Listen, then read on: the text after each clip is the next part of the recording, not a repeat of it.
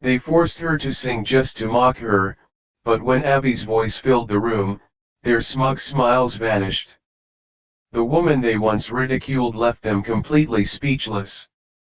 Morning sunlight streamed through the kitchen windows of a modest suburban home in Oakwood, Connecticut. Abigail "Abby" Turner, 34, hummed softly as she packed lunches for her 2 children. Her melody, though quiet, carried a surprising richness that hinted at something extraordinary. "Mom, you're doing it again," her 12-year-old daughter, Emily, said with a knowing smile. Abby stopped, realizing she'd been unconsciously singing an aria from Puccini's La Bohème. "Old habits," she replied with a gentle laugh that didn't quite reach her eyes. The kitchen walls held few clues about Abby's past, just one small framed photograph tucked among family pictures. It showed a younger Abby at a grand piano, eyes closed in concentration, her face illuminated by spotlight. 15 years had passed since that photo was taken at Westmore Academy of Music, where Abby had once been their most promising vocal talent. Daniel, her husband of 13 years, entered the kitchen and kissed her cheek. "The kid's music teacher mentioned you again yesterday," he said, pouring coffee. "She still can't believe you studied at Westmore." Abby smiled faintly. That was another lifetime. What their neighbors and friends couldn't fully understand was why Abby had walked away from potential stardom. She'd been on track for an international career when her father suffered a debilitating stroke. With her mother long gone and no siblings to help, Abby made her choice without hesitation: family first. "No regrets," she often told Daniel during quiet moments, though sometimes he caught her watching performances online, her fingers unconsciously conducting along with the music. That afternoon, while tidying the mail, Abby froze. An elegant cream envelope bore the embossed gold seal of the Westmore Academy of Music. Her hands trembled slightly as she opened it. "Celebrating 25 years of musical excellence," she read aloud. "The board of directors requests the honor of your presence." Daniel watched her face carefully. "The big anniversary gala?" Abby nodded, scanning the invitation. "They're gathering alumni. I can't imagine why they'd include me." "Because you were extraordinary," Daniel said simply. She shook her head. "I was a student who never graduated. They probably invited everyone from that era." She placed the invitation on the counter, intending to discard it later. "For you, a free like is easy. But for me, it is the greatest support and encouragement. For this video, can you give me 1 like and 1 subscription? Thank you very much." That evening, after the children were asleep, Daniel found Abby in their small study. She was watching a video on her laptop, headphones on, completely absorbed. He recognized what it was without seeing the screen: the last recital she'd performed at Westmore before leaving. He'd seen her watch it perhaps 3 times in their marriage, always when she thought no one was looking. "You should go," he said when she noticed him, "to the gala." "I don't belong in that world anymore." She closed the laptop. "Those people chase acclaim and recognition. I chose a different path." Daniel sat beside her. "Maybe it's not about them. Maybe it's about making peace with a part of yourself you've kept locked away." Later that night, Abby found herself opening an old trunk in their attic. Inside lay sheet music, programs, and notebooks from her Westmore days. Her fingers traced the notes she'd once annotated with such care. Among them was a composition she'd written, never performed, never heard by anyone but her. In the stillness, she hummed a few bars, surprised that the melody remained so vivid in her memory. The music felt like meeting an old friend, familiar yet distant. The following morning, Abby found herself typing a response to the invitation. "Thank you for including me. I would be honored to attend." Her finger hovered over the send button for several seconds before she finally pressed it. Something both terrifying and exhilarating stirred within her. A door long closed was about to reopen. The evening of the gala arrived with an unexpected spring chill. As Daniel helped Abby prepare, he noticed her growing anxiety. "You look beautiful," he assured her, watching as she smoothed the simple beige vintage dress she'd chosen, the only formal attire she owned, purchased years ago for a cousin's wedding. "It's not about how I look," Abby replied, studying her reflection.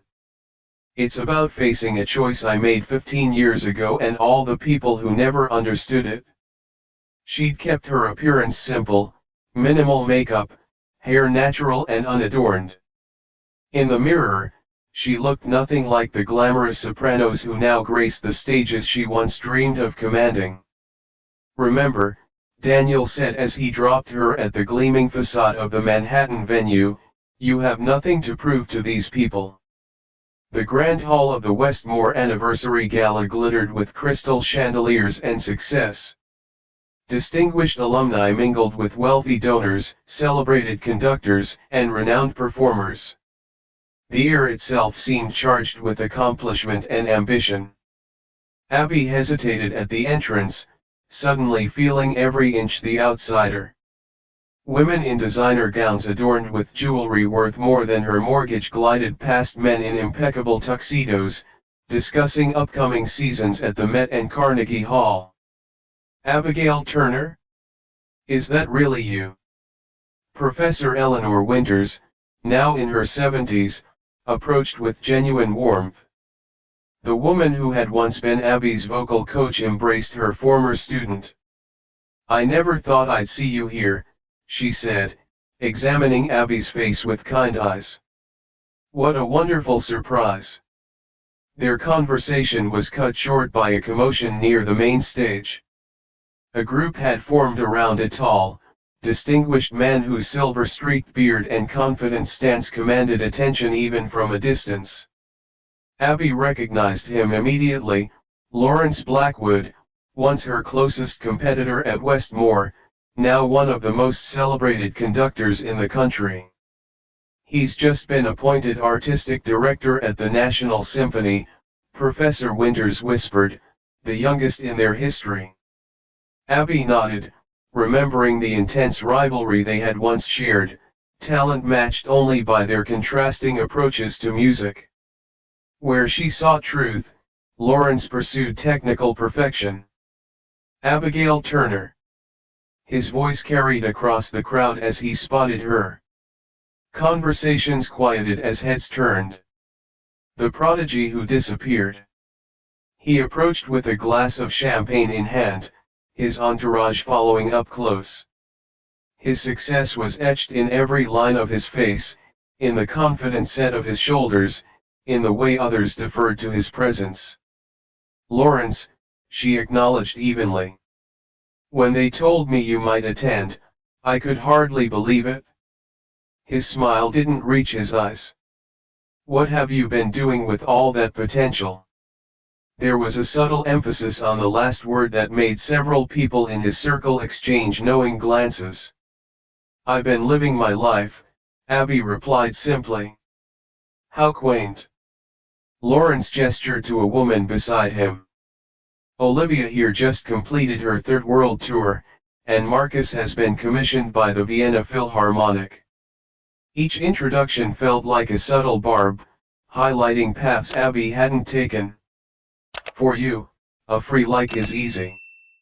But for me, it is the greatest support and encouragement. For this video, can you give me one like and one subscription? Thank you very much." "How fortunate for them," Abby said, maintaining her composure even as she felt increasingly out of place. As the evening progressed, Abby found herself cornered by Lawrence and his admirers near the bar, their questions becoming more pointed. "Don't you miss it?" asked the woman who'd introduced herself as a former classmate, though Abby barely remembered her. The applause, the recognition. "Did you ever try to return?" another inquired with faint condescension. "I made my choice," Abby answered, the repetition becoming tiresome. "Family needed me." Lawrence swirled his drink thoughtfully. "We all face choices, Abigail. Some of us choose greatness." The quiet contempt in his voice stirred something in Abby, not anger, but a sadness for what he failed to understand about her decision. The formal program began with speeches celebrating the institution's legacy. Distinguished alumni were acknowledged, thunderous applause following each familiar name. From her table at the back, Abby watched silently. Then Lawrence took the stage as the evening's honored speaker. His charisma was undeniable as he spoke of dedication, sacrifice, and the pursuit of musical excellence. "Talent," he proclaimed, scanning the room, "is nothing without the courage to pursue it relentlessly. Some among us had that talent." His eyes found Abby in the crowd, but lacked the commitment to see it through. A murmur rippled through the audience as several people glanced in her direction. "In fact," Lawrence continued, his smile turning predatory, "we have a unique opportunity tonight. Among us is someone whose voice once promised greatness before she chose obscurity." The spotlight swung wildly before finding Abby, illuminating her startled face for all to see. "Abigail Turner," Lawrence announced, extending his hand toward the stage, "perhaps you'd honor us with a song? Show us what might have been." The request hung in the air, wrapped in the guise of an honor but transparent in its cruelty. Around her, faces turned with curious expectation, some with undisguised shock and schadenfreude, eager to witness the humiliation of a woman believed to have wasted her gifts. "I didn't come here to perform," Abby said, her voice steady despite her racing heart. "Come now," Lawrence pressed, his voice carrying through the microphone. "Surely you remember how? Or has domestic life erased even that?" Laughter rippled through sections of the audience, not everyone, but enough to sting. Professor Winters rose from her seat, indignation clear on her face, but Abby gently touched her arm. This moment of mockery had been building all evening, perhaps all 15 years. "One song, Lawrence," he insisted, his challenge clear. "Unless, of course, you can't. If you're enjoying this story of unexpected triumph, hit the subscribe button now. You won't want to miss what happens next." Abby felt dozens of eyes upon her, some sympathetic, most curious, and several, including Lawrence's, gleaming with anticipated satisfaction at her expected failure. She thought of her children at home, of Daniel who believed in her talent, even when she'd locked it away. She thought of her father, now gone, who had never once made her feel guilty for the career she'd abandoned for his care. "Very well," she said softly, rising from her chair. The path to the stage felt impossibly long.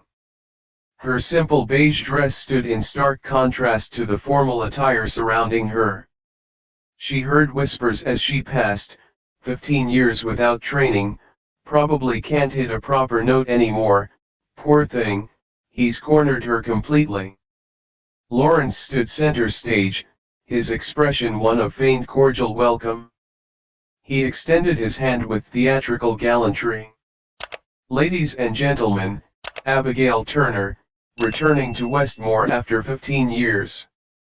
He leaned close as he handed her the microphone, whispering, "Try not to embarrass yourself too thoroughly." Abby took her position on the small stage, facing the sea of disbelieving faces. The elegant hall with its crystal chandeliers suddenly felt suffocating. In the front row, Lawrence took his seat, leaning back with a satisfied smirk that said he'd already won. She stood frozen, microphone in hand, heart hammering against her ribs. For a terrible moment, she feared her voice would fail her entirely. An older man with a gray beard in the audience caught her eye. He wasn't hiding his amusement at her discomfort, whispering something to his companion that made them both chuckle. The spotlight felt hot, unforgiving. Abby closed her eyes briefly. In that darkness, she wasn't in a hall full of judgmental former peers. She was in her kitchen, singing lullabies to her children. She was in her garden, humming as she tended her flowers. She was in her father's hospital room, her voice bringing him comfort when words couldn't reach him. Music had never left her, it had simply transformed, becoming something intimate rather than performative. She opened her eyes. "I'll need a pianist," she said, her voice steadier than she felt. Lawrence gestured dismissively to the grand piano in the corner, where a young musician sat ready. "Jonathan will accompany you. What will you be attempting?" The word attempting hung in the air, another small cruelty. Abby looked directly at the pianist. "Do you know O mio babino caro?" The young man nodded, surprised by her choice, one of opera's most beloved but challenging arias. As she waited for him to prepare, Abby surveyed the room. Some faces showed pity, others anticipation of failure.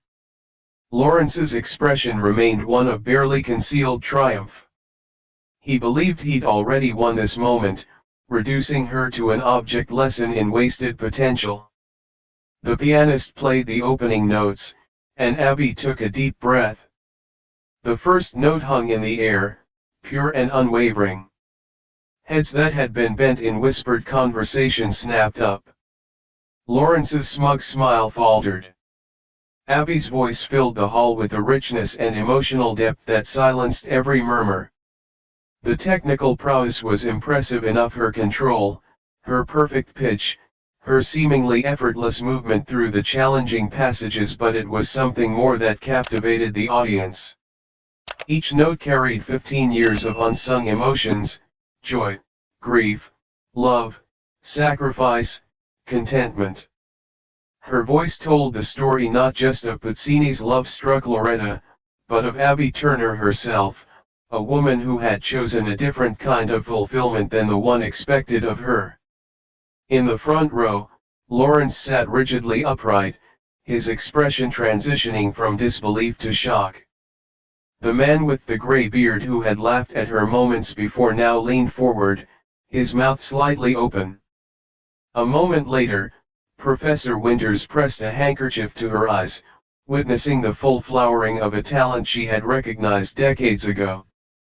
Throughout the room, faces registered the collective realization that they were hearing something extraordinary, not just technically perfect, but profoundly moving. For you, a free like is easy. But for me, it is the greatest support and encouragement. For this video, can you give me 1 like and 1 subscription? Thank you very much. As Abby approached the aria's emotional climax, her voice soared with a power that seemed impossible coming from her slight frame.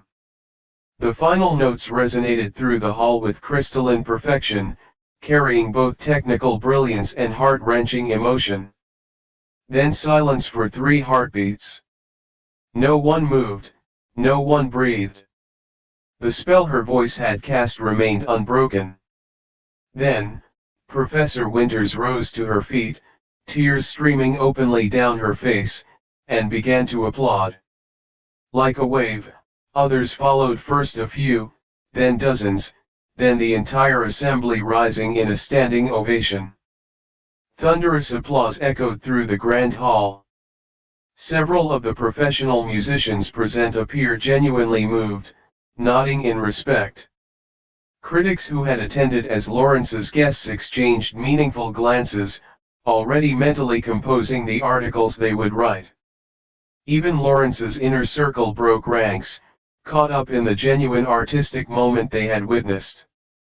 Only Lawrence himself remained seated, his face a complex mixture of emotions, admiration warring with the disintegration of his narrative about her.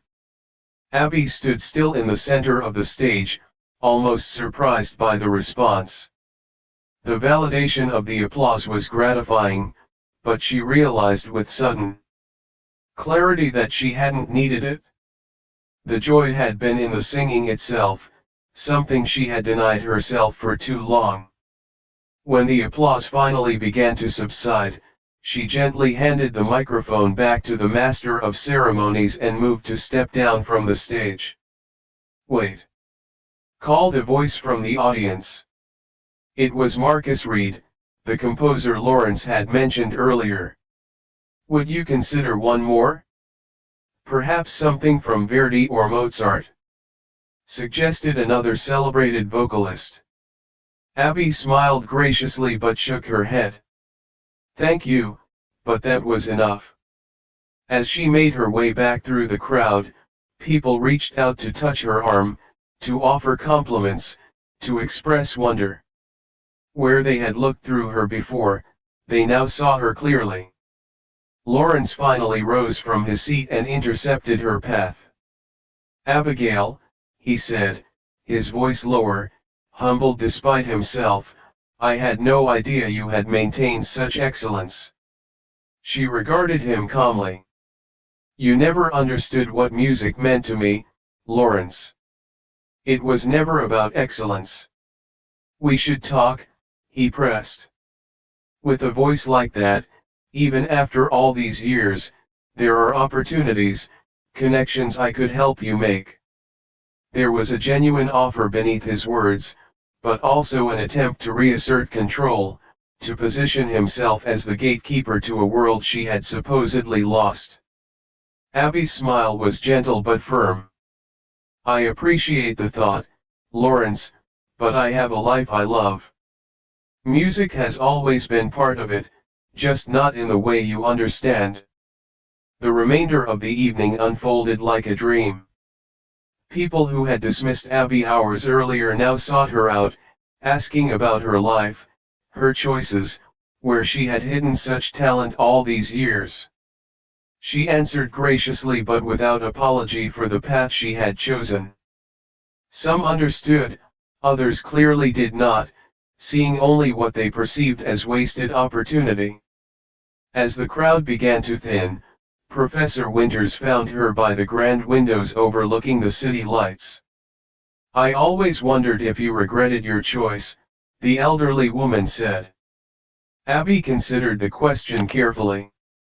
"I regretted losing music as I knew it then, but I never regretted choosing my family." "You never truly lost it," Professor Winters observed. "Your voice has matured in ways it might not have if you'd followed the expected path. There's a depth there, something genuine that many technically perfect singers never achieve." Lawrence approached again, more composed now, flanked by two board members of the New York Philharmonic. "We're discussing the possibility of a special showcase next month," he said, his tone professionally cordial. "Featured alumni. You would be a highlight, a literal overnight sensation," one of the board members added enthusiastically. Abby recognized the offer for what it was, a doorway back to the path she'd left behind. The temptation was stronger than she'd expected. "I'm flattered," she began carefully, "but my life is in Connecticut. My family." "Arrangements can be made," Lawrence interrupted. "Weekend rehearsals. We can work around your domestic obligations." The slight condescension in his phrasing clarified everything for Abby. "My domestic obligations, as you call them, aren't burdens I work around, Lawrence. They're choices I embrace fully." She looked him directly in the eyes. "When was the last time you sang simply for the joy of it? Not for an audience or critics or your reputation?" His expression revealed the answer before he could formulate a response. I don't need spotlights or reviews to affirm that music matters in my life, she continued gently, though I thank you for the reminder that I've been keeping my voice too much to myself. As she prepared to leave, Professor Winters pressed a business card into her hand. The community music school downtown is looking for a vocal instructor, she said. 2 evenings a week.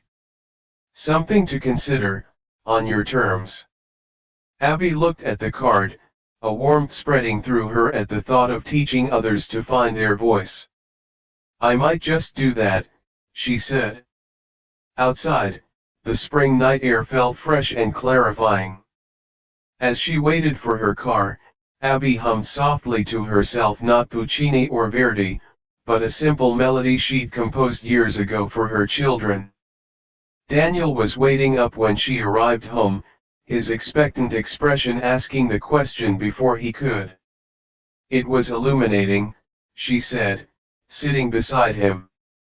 She recounted the evening, the initial dismissal, Lawrence's public challenge, and what had followed.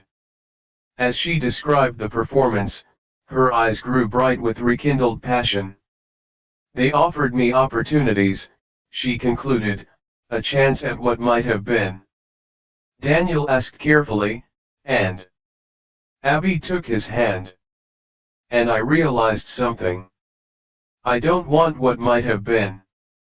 I want what is, with a little more music in it. 2 months later, Abby stood in a renovated storefront in their town, surveying the space that would soon become Turner Vocal Studio. Twice weekly, she would teach children and adults to find their authentic voice. On her desk sat a framed review from the Westmore Gala that had circulated widely in musical circles, describing a voice of rare emotional truth. But more meaningful was the composition notebook beside it, filled with new music. She was creating songs that blended her classical training with the life wisdom she'd gained away from the spotlight. In the small practice room, her daughter Emily was picking out a melody on the piano, showing the same natural talent Abby had at her age. Mom! Emily called, can you help me with this part? Abby smiled, recognizing that her legacy would not be measured in grand performances or critical acclaim, but in moments like these, sharing the pure joy of music with those she loved most. She began to sing, her voice filling the simple room with as much beauty and passion as it had the grand hall with its crystal chandeliers. Some choices, she reflected, weren't about what you give up, but about what you gain instead. Share your story with us. Where are you watching from today? If this tale of rediscovery touched your heart, hit that subscribe button and join our community of storytellers and listeners who believe in second chances and unexpected triumphs. What parts of yourself have you set aside in life's relentless march forward? What gifts, what passions lie dormant within you, waiting patiently for their moment to shine once more? Abby's journey isn't just a story of musical redemption, it's a mirror reflecting back the choices we all make when life demands compromise, those talents we shove down, those dreams we postpone. They don't vanish into the ether, they remain quietly beating like a second heart beneath our everyday existence. Think about it, how many of us have surrendered pieces of ourselves to the practical demands of our lives? The painter who set aside her brushes to raise a family, the writer whose novels exist only in the margins of busy days, the musician whose instrument gathers dust in a forgotten corner. But what Abby discovered, what her moment on that stage revealed, is that when we reclaim these buried parts of ourselves, they emerge not diminished, but transformed, enriched by life's journey, deepened by our struggles, more authentic than they ever could have been before. In the soft glow of our community's shared stories, we've witnessed countless moments of rediscovery, the retired teacher who returned to poetry after 40 years, the grandfather who picked up his saxophone after a lifetime of silence, the woman who finally published her first book at 73. These aren't stories of regret, they're testaments to the enduring spirit that refuses to be permanently silenced. They remind us that it's never too late to let your authentic voice be heard, never too late to surprise the world with the gifts you've kept hidden. If Abby's journey has stirred something in you, some long-forgotten passion, some talent pushed aside by life's demands, honor that feeling. It's a sacred whisper from the person you once were to the person you still are. Until our next journey together, remember, the most powerful note is often the one that follows a long silence.